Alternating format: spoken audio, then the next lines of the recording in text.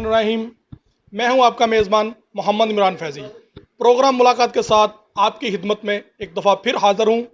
آج کی ملاقات ایک سیاستدان سے کرانے جا رہا ہوں. مذہبی سیاسی جماعت کے کارکن ہیں, قصور شہر کے بڑے متحرک سیاسی ورکر ہیں, مذہبی رہنما ہیں. میری مراد چودھری غلام محمد صاحب سے ہے, جو کہ جماعت اسلامی کے ٹکٹ ہولڈر ہیں قصور PP 177 سے.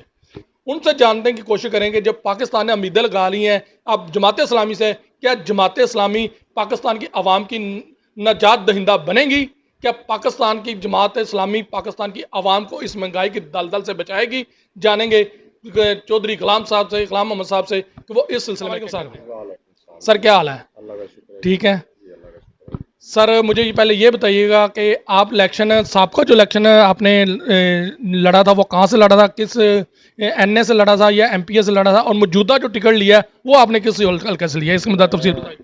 میں جناب سابقہ حلقہ 100 جو 31 ہے, جو موجودہ حلقہ ہے, یہ حلقہ شہر کا ہے, اور اسی شہر میں نے 2 دفعہ پہلے MNA کا الیکشن کنٹیسٹ کیا ہے, اور اس دفعہ میں جماعت اسلامی کا 177 PP 177 کا امیدوار ہوں. اور میں نے ملکی حالات جس طرح یہ دوست بتا رہے ہیں کہ انہوں نے جو بات کی ہے, تو حالات تو غالباً اب ملک کے بے قابو ہوئے جا رہے ہیں. اس کی مین وجہ یہ ہے کہ ہماری اشرافیہ جو ہے, جو بیوروکریٹس ہیں یا ہمارے جو سیاستدان ہیں, انہوں نے آج تک ملک کا نہیں سوچا, اپنی ذاتیات کا سوچا ہے. جتنے بھی ہمارے تقریباً سابقہ جو سیاستدان ہیں, انہوں نے کوئی طریقہ کار ایسا نہیں اپنایا کہ جس سے عوام یا عام شہری کو کوئی فائدہ پہنچ سکے. سب سے پہلے تو بات یہ ہے کہ جب سے ہماری پارٹیشن ہوئی ہے, 75 سال اس وقت کو ہو گئے ہیں. 75 سالوں میں ہماری لینڈ جو ہے وہ جو خالی پڑی ہے وہ خالی پڑی ہوئی ہے, جس پر کوئی غلط آدمی قابض ہیں, جو انگریزوں نے جن کو مربے دیے ہوئے ہیں وہ اسی طرح معاملات چل رہے ہیں. اور اس کی وجہ سے جو اصل محنتی لوگ ہیں, جو کاشتکار ہیں, ان کے پاس رقبہ نہ ہونے کی وجہ سے وہ لوگ بے روزگاری کی وجہ سے اپنے بچوں کو باہر بھیجتے ہیں, اور وہ کسی نہ کسی دلدل میں پھنس جاتے ہیں. مجھے یہ بتائیے کہ جیسا کہ ہم دیکھ رہے ہیں کہ 13 جماعتیں اس وقت جو ہے نا پاکستان پر مسلط ہے. 13 جماعتیں حکمرانی کر رہی ہیں اس وقت پاکستان پر, لیکن مہنگائی جو وہ دن بہ دن بڑھتی جا رہی ہے. اس کے پیچھے بھی ہم نے دیکھا PTI نے حکومت کی ہے. PTI کے دور میں مہنگائی عروج پر تھی. اب تو بہت زیادہ غریب آدمی کا جینا مشکل ہو چکا ہے. اب وہاں جماعت بچی ہے جماعت اسلامی. کیا سمجھتے ہیں اب عوام کی نگاہیں جو ہے جماعت اسلامی کا, ہر دفعہ جو پاکستان کی عوام ہے وہ کسی نہ کسی نئی جماعت کی شکل میں دھوکہ کھاتی ہے. اب تمام تر ملک کی جو نگاہیں ہیں وہ جماعت اسلامی پر ہیں. آپ کیا سمجھے گا جماعت اسلامی نے نجات دہندہ بنے گی؟ ہاں جی, اس کی وجہ یہ ہے کہ یہ 13 جماعتیں 13 کی بجائے اگر 26 جماعتیں بھی مل کر حکومت کریں تو پھر بھی یہ ناکام ہے. اس کی وجہ کیا ہے؟ اس کی سب سے بڑی وجہ یہ ہے کہ جتنے ملکی وسائل ہیں, مثلا ہمارے ملک کا جو پانی ہے وہ ان لوگوں نے ہندوستان کو بیچ دیا. اس پر ہندوستان کو سینکڑوں ڈیم بنانے کی اجازت دے دی. اپنے ملک میں ڈیم نہ بنانے کی وجہ سے ہمارے ملک جو لوگ ہیں, ہمارے شہری ہیں, وہ ڈوبہ والے ہیں. یہ کوئی اب اس وقت کوئی 50-60 روپے یونٹ ہمیں بجلی مل رہی ہے, اس کی بجائے ہمیں پن بجلی فری میں مل جاتی. اور ہمارے یہ بہت بڑا ایک ہمارے حکمرانوں نے جرم کیا ہے کہ ہمارے ملک کا پانی جو ہے وہ ہندوستان کو بیچ دیا. جو ہمارے ملک میں بہت زیادہ کرائسس ہیں. مہنگائی کا کرائسس تو بہت ہی بڑا ہے. اس کے علاوہ بجلی کا کرائسس ہے, سوئی گیس کا کرائسس ہے, پانی کا کرائسس ہے, زراعت کا کرائسس ہے. کیا سمجھتے ہیں کہ سراج الحق صاحب اس کرائسس کو اگر وہ اقتدار میں آتے ہیں ان پر قابو پا سکیں گے؟ ہاں جی, اس کی وجہ یہ ہے کہ ایماندار آدمی جو ہے وہ ہر جگہ پر کامیاب ہے. اصل وجہ ہے کہ ہمارے جتنے بھی حکمران ہم پر آج تک مسلط ہوئے ہیں, عدالتوں نے تو عمران خان کو بھی ایماندار کہا ہے, عدالتوں نے صادق امین کہا ہے عمران خان کو, لیکن اس سے بھی نہیں قابو پایا جا سکا.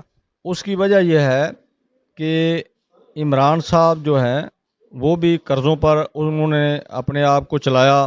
جس طرح کے غالباً کوئی 30,000 ارب کے قریب تو پہلے قرضہ تھا عمران صاحب کے آنے سے پہلے, اور اس کے بعد تقریباً اتنا ہی قرضہ انہوں نے اور لے لیا. صاحب ایک شریف آدمی ہیں, تو یہ جو دوسری مثلا پیپل پارٹی ہے یا دوسری نون لیگ ہے, یہ تو ایک مافیا بن چکا ہے.